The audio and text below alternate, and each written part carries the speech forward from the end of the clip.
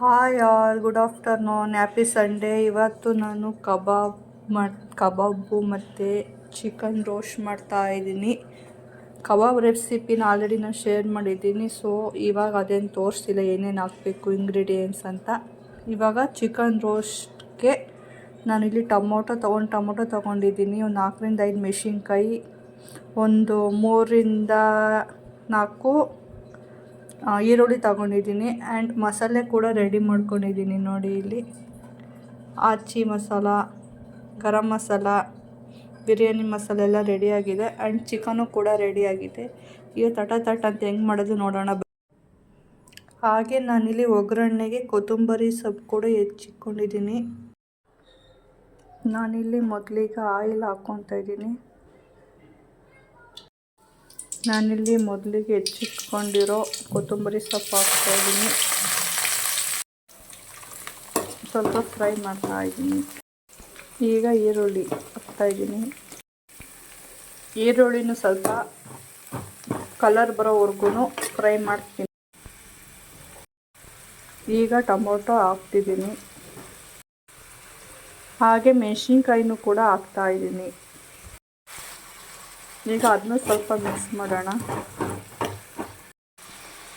ಈಗ ನಾನು ತೊಳೆದಿಟ್ಕೊಂಡಿರೋ ಚಿಕನ್ ಹಾಕ್ಕೊತಾ ಇದ್ದೀನಿ.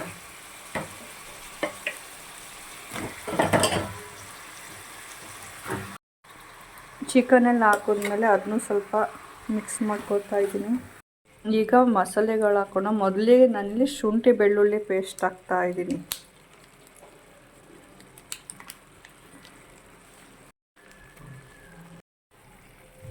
ಈಗ ಮೊದಲಿಗೆ ಚಿಕನ್ ಮಸಾಲ, ಬಿರಿಯಾನಿ ಮಸಾಲ, ಸ್ವಲ್ಪ ಗರಂ ಮಸಾಲ, ಇದನ್ನು ಈಗ ಮಿಕ್ಸ್ ಮಾಡೋಣ.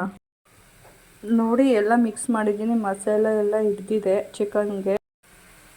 ಇವಾಗ ನೀರು ಹಾಕ್ಕೋತಾ ಇದ್ದೀನಿ. ನೋಡಿ ಎಲ್ಲ ಆ್ಯಡ್ ಆಗಿದೆ.